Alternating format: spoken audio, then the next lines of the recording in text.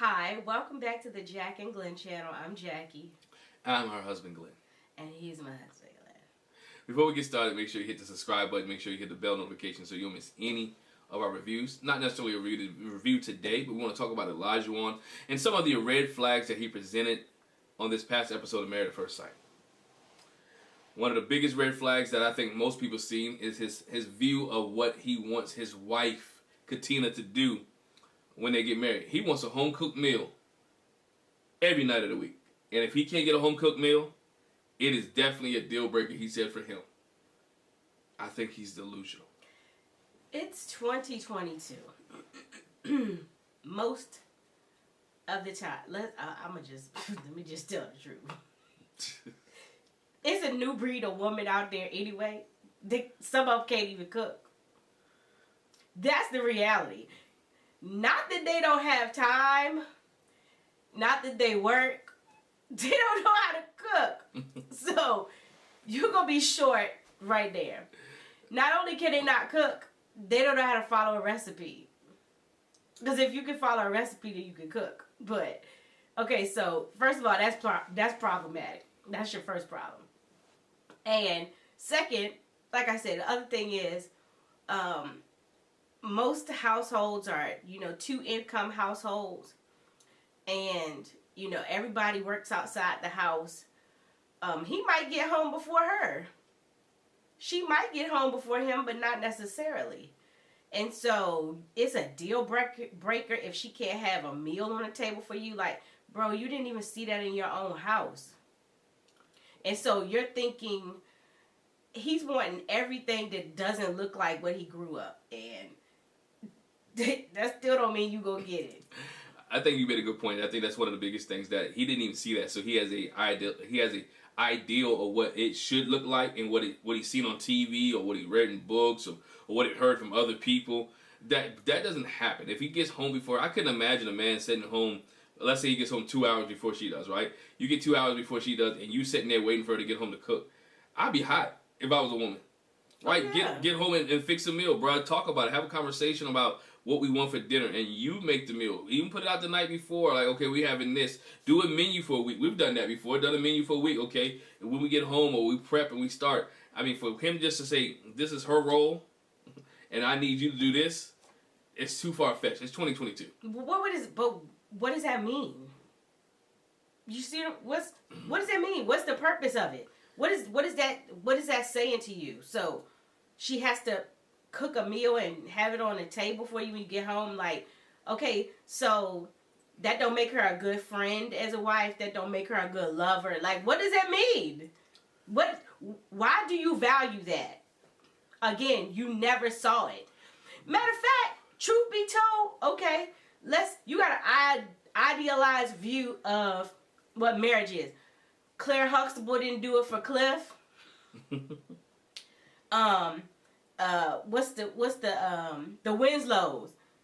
She didn't do it. Okay, let's say maybe Florida Evans. That's 1970. That's what I'm saying. I don't know no other black family on TV that was the case. So what did you base?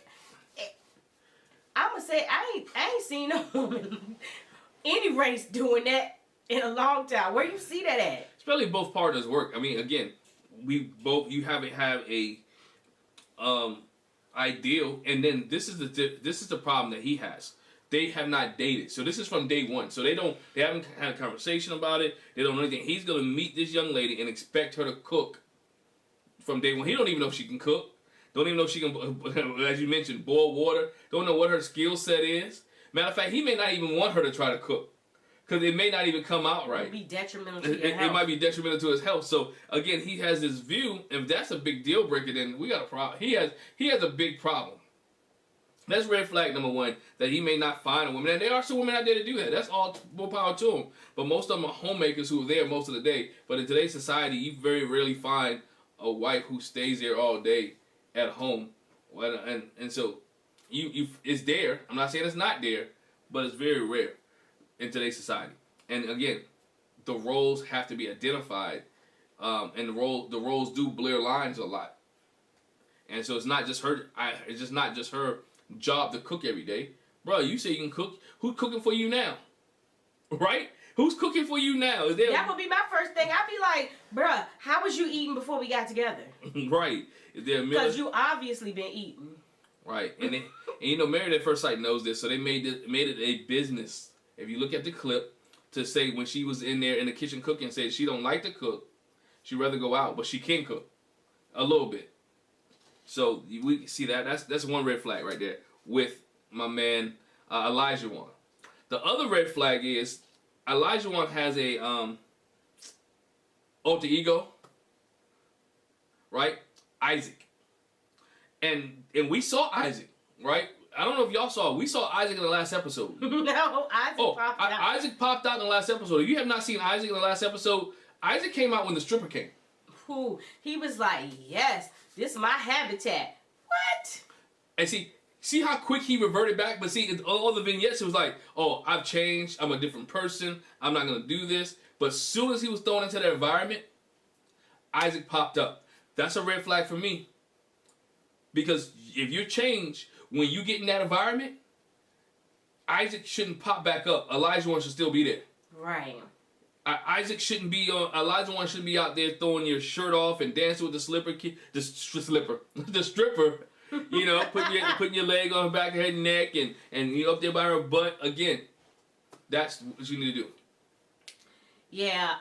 And then his thing was, you know, like he want a woman that's gonna cook the meal and go out to the strip club with him. Where's she at? It's some out there, but it ain't that many. Yeah, but it ain't Katina. It's not that many. I mean, I can't say for certain it's not her. It might be, but I don't think so. He won't get both because she's not gonna cook the meal for him. But yeah. Because this is the thing, and I mean, to each his own. Let me preface this. This is how I feel. So to each his own. But when your man is all wrapped up in strippers and, you know, fantasy and doing that kind of thing, you know, it's it can be a cut down to a woman. You know what I mean? So it's like, oh, you can't get what you want at home, so you get it at the strip club. You know what I mean? Mm-hmm. So you have to be careful with that. It's a lot of people that go to the strip club, and that's fine. But for a lot of people, you know, that may be a problem. You know, your wife don't want you looking at other naked women. She wants you looking at her. And not necessarily, I mean, looking also, but he's participating. Oh, that's the other part. See, he was participating. Look, Chris Rock said there's no sex in the champagne room. No sex in the champagne room. But I mean, yeah, he was so participatory. I wonder, did Isaac used to strip? Just saying. Look, Isaac is not going, and that's another red flag that Isaac is still present in Olajuwon, and he has not turned over relief. So again, you have a girl who's Katina, who's been a clubber, right?